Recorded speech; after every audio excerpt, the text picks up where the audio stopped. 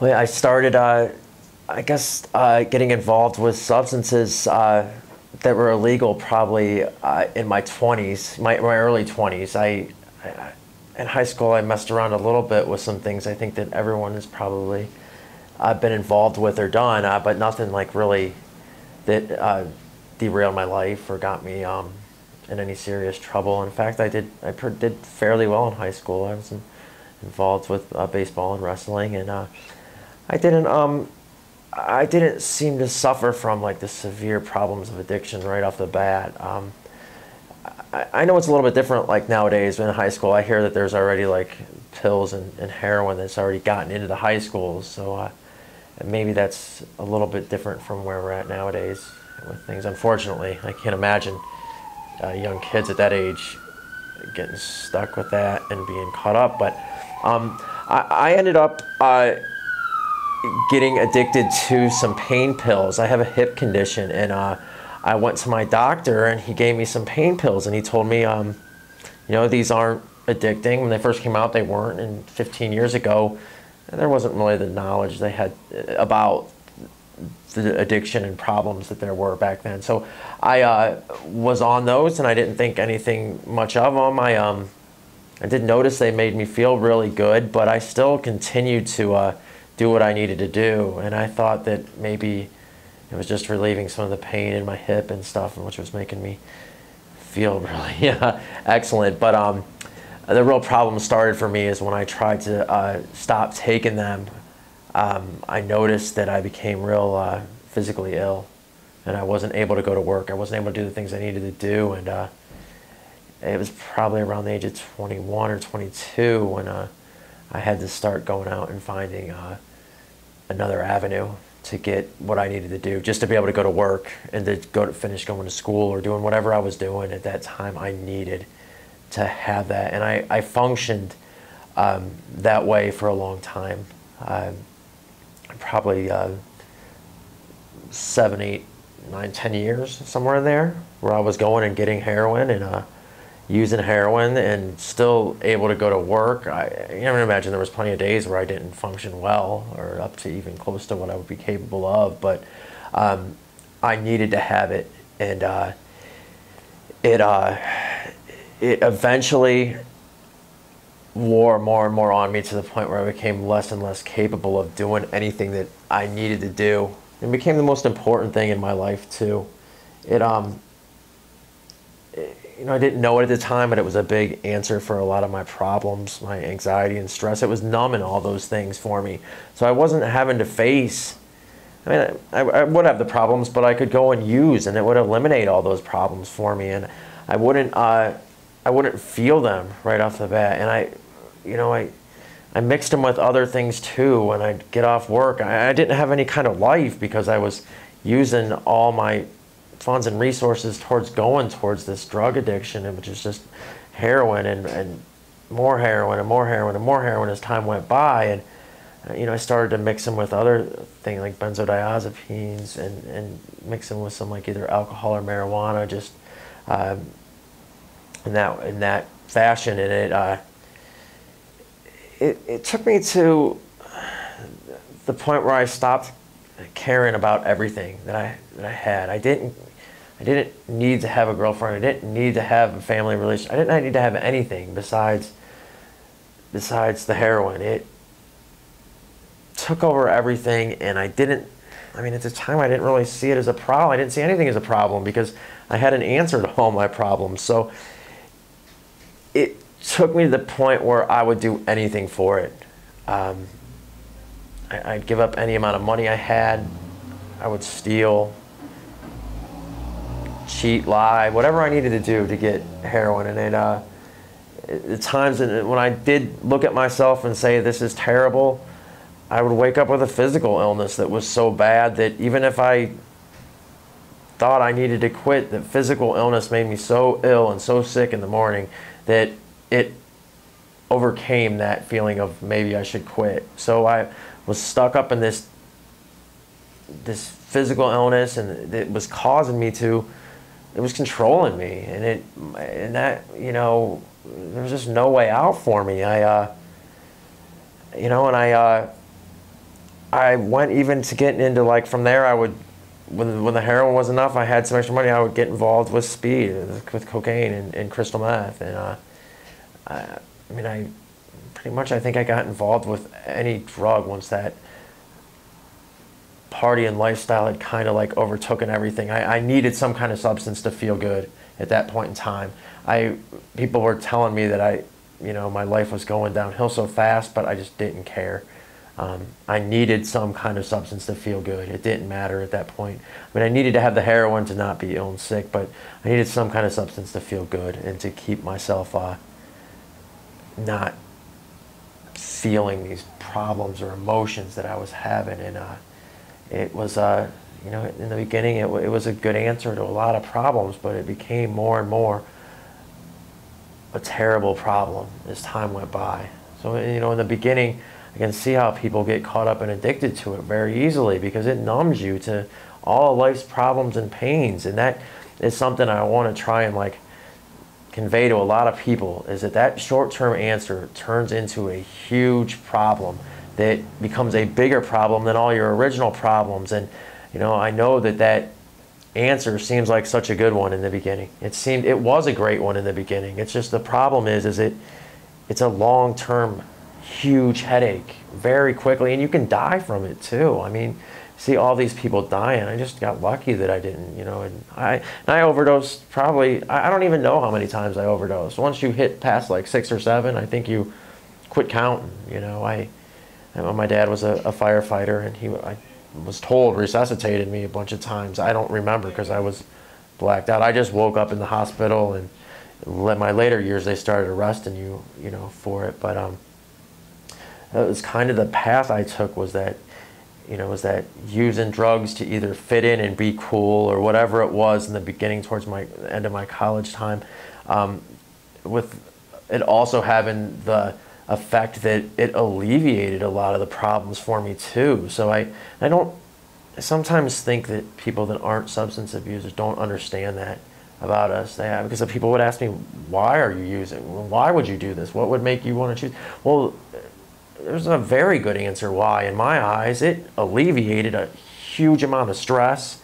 I didn't have to worry about girls at all. If any girl had hurt me, I could just fixed all that. I mean, fitting in, peer pressure, all those things that people worry about that I don't think a lot of people want to talk about but worry about so much, I didn't bug me anymore. I didn't have to worry about fitting in or what kind of job I had or how much money I had, or none of that mattered. And the pressures to get to a certain level that we all feel, I think to some degrees more than other, were all alleviated by the heroin, and they completely took those away. So I would do anything to get more of those. And that path eventually not only took me to losing everything I had for that answer, but I started to experience a lot of legal trouble. I started getting arrested.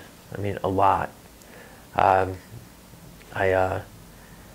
had a lot of people calling the police on me around where I lived, and it caused the police had come to my house a few times and checked out what was going on in there, I guess, for lack of a better word. And they arrested me too for for those actions that I took there. So I never still, those consequences, I guess, were still not enough for me to quit. And I guess for some people maybe they would be, but for a person that's an addict or an alcoholic, whatever it may be, it doesn't seem like we're able to pull ourselves away from it no matter what the consequences are.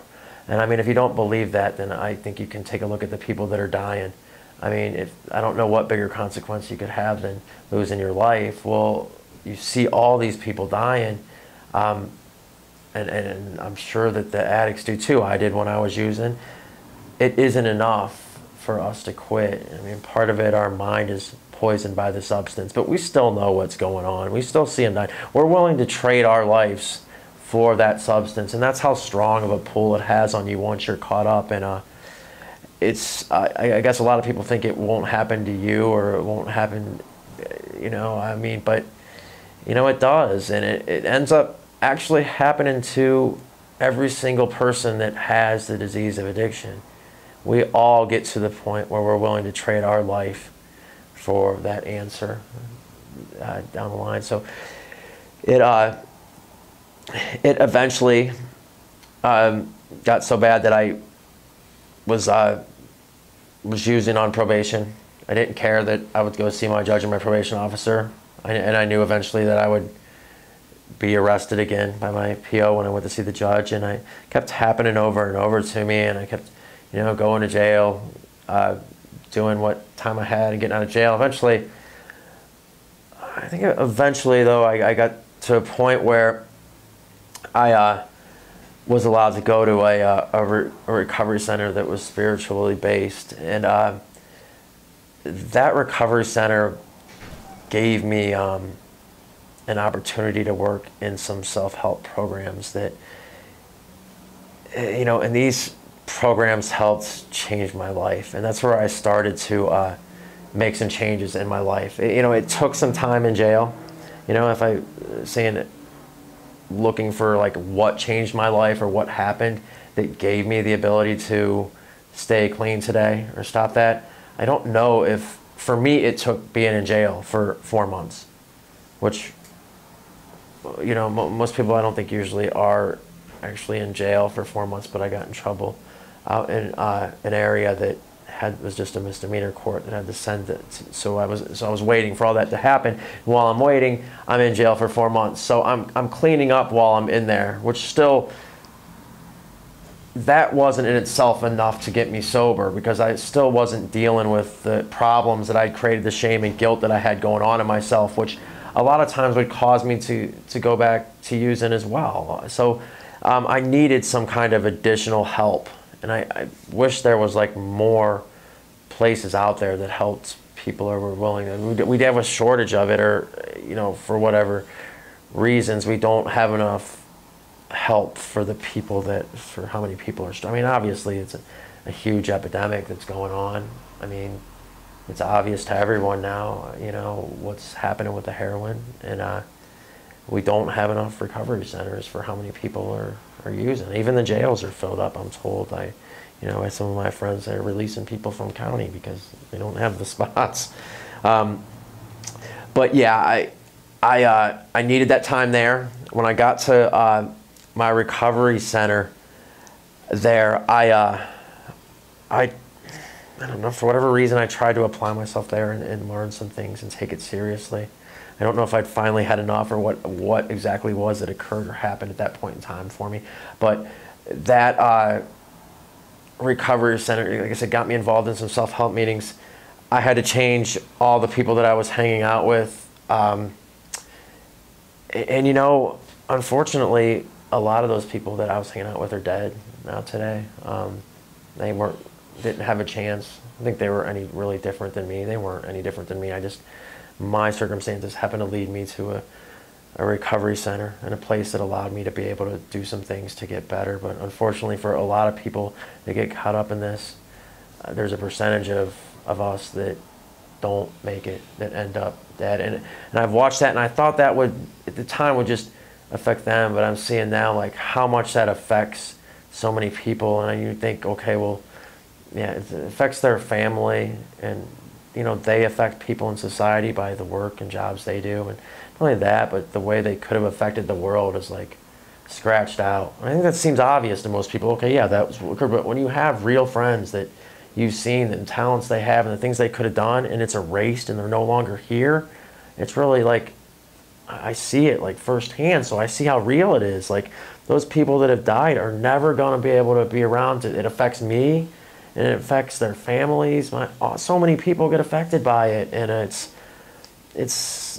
so not right. Like, it's unreal to see a 20-year-old pass away from something that didn't need to happen, or 30-year-old, whatever, any your age. But I mean, especially a young person that's in their 20s or 30s, it's like, that's crazy how young people are that are just dying left and right from this. And it's happening so much that it's it's like so out of control.